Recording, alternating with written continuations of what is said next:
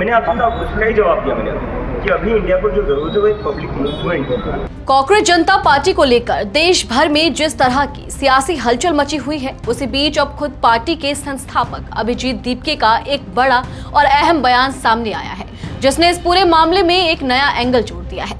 अभिजीत दीपके के आवास पर बुधवार से कांग्रेस जनता पार्टी के पदाधिकारियों की एक अहम बैठक शुरू होने जा रही है और ठीक इससे पहले उन्होंने एक इंटरव्यू में साफ कर दिया कि फिलहाल उनका राजनीति में तत्काल उतरने का कोई इरादा नहीं है। हालांकि सबसे दिलचस्प बात यह है कि उन्होंने इसकी संभावना को पूरी तरह खारिज भी नहीं किया है, बल्कि इसके साथ एक शर्त जोड़ दी है, अगर जनता की मांग होगी तो वह इस पर जरूर विचार करेंगे।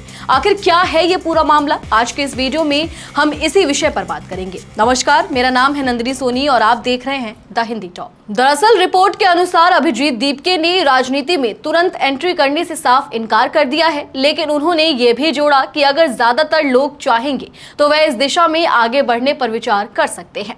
उन्होंने ये भी कहा कि अगर आगे चलकर जनता की डिमांड आती है तो वे चुनाव लड़ने के विकल्प पर भी सोच सकते हैं।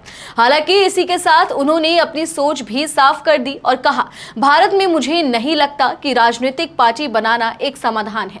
यानी एक तरफ से वे चुनावी रणनीति की संभावना को पूरी तरह बंद नहीं कर रहे हैं, तो दूसरी तरफ उनका मानना है कि सिर्फ एक और राजनीतिक पार्टी बना देना असली समस्या का हल नहीं है। अभिजीत दीपके ने अपनी बात को आगे बढ़ाते हुए कहा, भारत को एक जन आंदोलन की जरूरत है जो सभी समस्याओं में दोबारा भरोसा और जवाबदेही को कायम करे। उन्होंने बताया कि फिलहाल सीजेपी का पूरा फोकस युवा भारतीयों की आवाज को उठाने पर होगा। उनका कहना था कि आज के युवा वर्ग ने देश के राजनेताओं, अदालतों और मीडिया पर से अपना भरोसा खो दिया है और इसीलिए इन युवाओं से सीधे बात करना और ये समझाना बेहद जरूरी है कि उन्हें असल में चाहिए क्या। इसी इंटरव्यू में एक और अहम मुद्दा भी उठा जब बात आरएसएस प्रमुख मोहन भागवत के आगामी कार्यक्रम की आई। बता दें कि मोहन भागवत 6 अगस्त को मुंबई में जेन अल्फा और जेन जी पीढ़ी के युवाओं से मुलाकात करने वाले हैं। इस पर प्रतिक्रिया देते हुए दीपके ने कहा, यह अच्छी बात है कि संवाद हो रहा है, लेकिन अगर इसके लिए कुछ युवा चेहरों को आगे किया जाए तो ये और भी बेहतर होगा।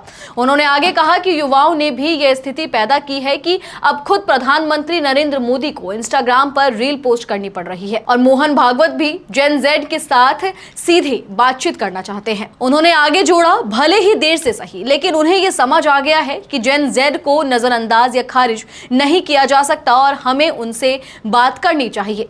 यह युवा ही देश का भविष्य है। हालांकि इसी के साथ दीपके ने एक अहम सुझाव भी दिया, लेकिन मैं कहना चाहूंगा कि अगर चेहरे जेनजी या युवा हो तो और भी बेहतर होगा। अगर 70-80 साल की उम्र के लोग बात कर रहे हैं तो ठीक है, लेकिन इससे जेन जेड को क्या मिलेगा? जेन जी को युवा प्रतिनिधि की जरूरत है। अगर युवा युवाओं से बात करेंगे तो ये और बेहतर होगा। यानी उनका मानना है कि सिर्फ संवाद करना काफी नहीं है, बल्कि उस संवाद को करने वाले चेहरे भी युवा होने चाहिए, तभी युवाओं के साथ असली कनेक्ट बन पाएगा।